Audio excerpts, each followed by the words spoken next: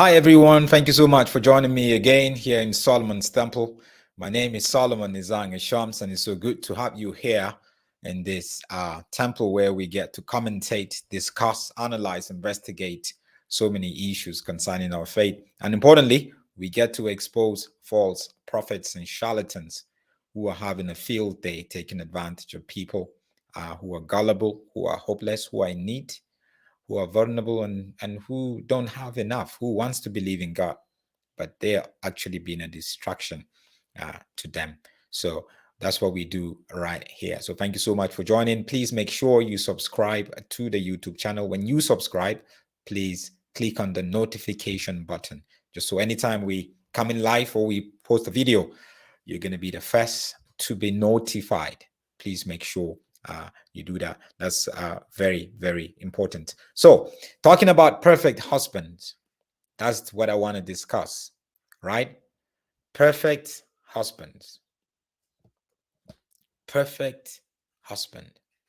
There are a lot of marriages that are going through quite a lot now. The expectations from the woman to the man is so high, right? And okay, today we're talking about the woman, right? So let's not talk about the man. Let's not talk about today we're trying to understand why the woman is doing certain things. Maybe tomorrow we'll talk about why the man is doing or expecting certain things. All right.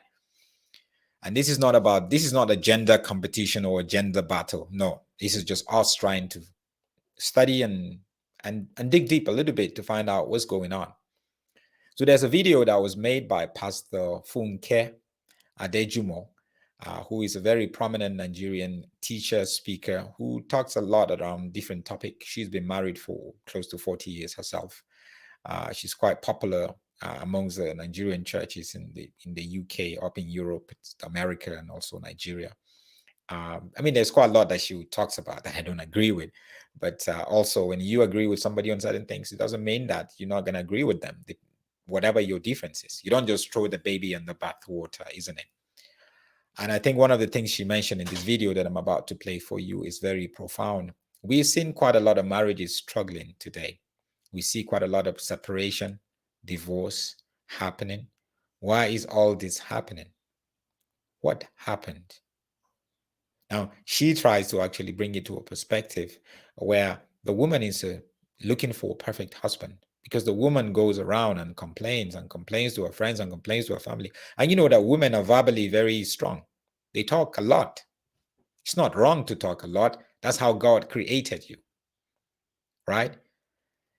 But when you begin to take certain things about your husband and put it with your friends and put it out there, remember, some of these guys cannot help you. They don't have the right intention. And also you yourself, now you're putting your husband out there. Why? Why are you putting your husband out there that way? And I'm not saying if your husband is abusive, verbally, emotionally, or whatever, that you shouldn't share that with friends or families or whatever. No, you should do that. Definitely. But if the imperfection of your husband have to do with him not being able to cook, him not making enough money now, him being, not helping with the children, him not leading the house spiritually as much as you want, then it's something that you have to sit down and work towards, encourage him to work together. It might take years, but together you try to work towards that, isn't it? So let me play you a video by Pastor Funke Adejumo, where she talks about women, wives who are expecting husbands to be perfect. Listen to her. Cover your husband's nakedness. There is no perfect husband anywhere. Stop celebrating your husband's failures. You are now an awakened woman. Now, is it because people are not telling you their stories? Do you know what people have gone through and are going through? But you talk about your husband everywhere in the neighborhood. Everybody knows your story. It's not right. She had a mantle. Yeah, so what she's basically saying is very clear. She's not saying don't share about your husband, but he's saying like everybody knows about your husband's inadequacy. publicly, you go here, there. That's what she's saying. So I totally understand that. You could do that privately with certain people if you have a problem. And that's why she said, if you listen to her carefully, she said, do not celebrate your husband's failures. How do you even celebrate somebody else's failure, even if they're not your husband? That's not a Christian attitude. That's not a Christian character at all. Let's watch it again one last time.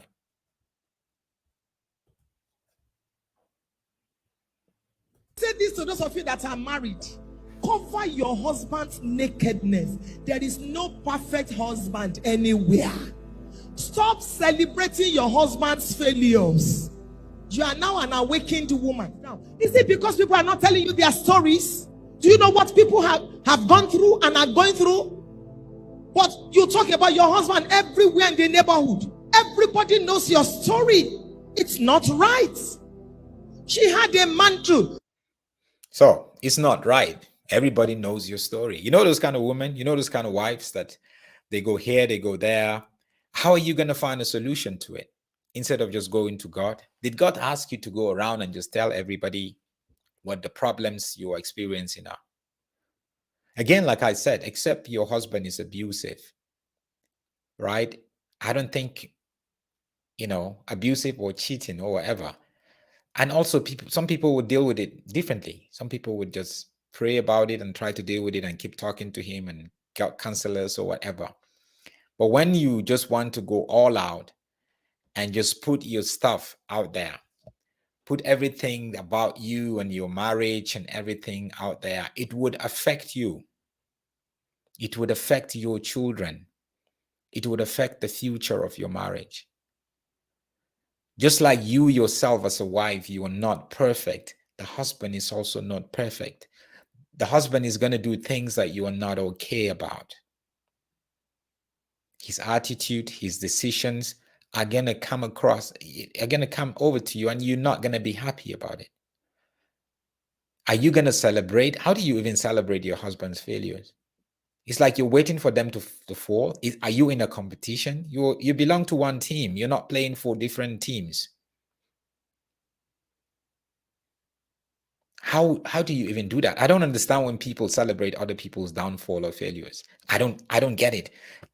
I was never really brought up that way. And my understanding of scriptures totally exempt me from celebrating somebody else's failure. If they fail, I feel the pain for them too. I fail, especially when it's your wife or your husband. You look for ways to help them. How do I encourage them?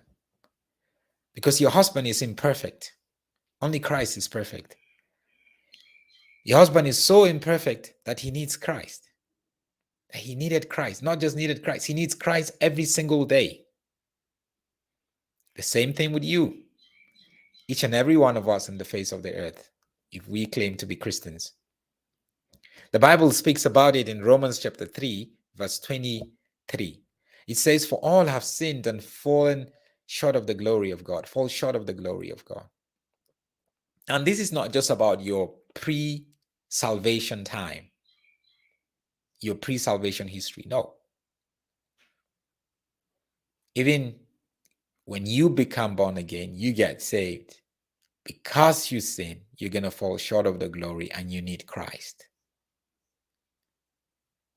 I am not for all husbands who just don't respect their marriages or don't respect their wives and all that. No. That's not the kind of husbands that I'm talking about. I'm talking about husbands who are doing their best. Husbands who make mistakes. But then you go to the public square.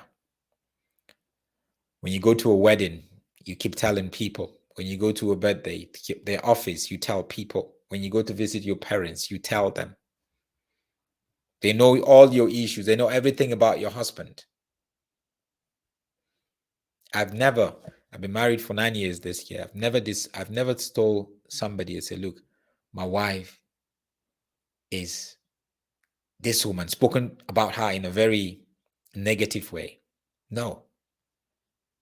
Even if I discuss, which I don't even do, except with my mentors, my wife's, where I feel her weaknesses is, you don't do it in a way that you're celebrating it or you're condescending that. No, you're doing it in a way and saying, look, This is where I feel she is. How can you, as a mentor that I'm sitting before you, what do you say about it?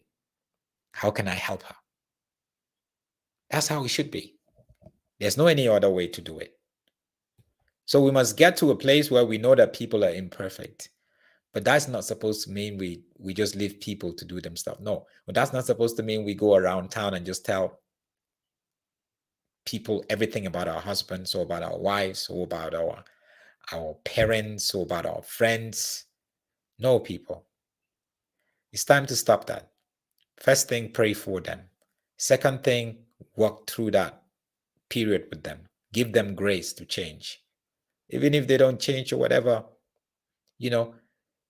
ask God for that grace to just be there for as long as possible. Thank you so much. God bless you. I'll see you again.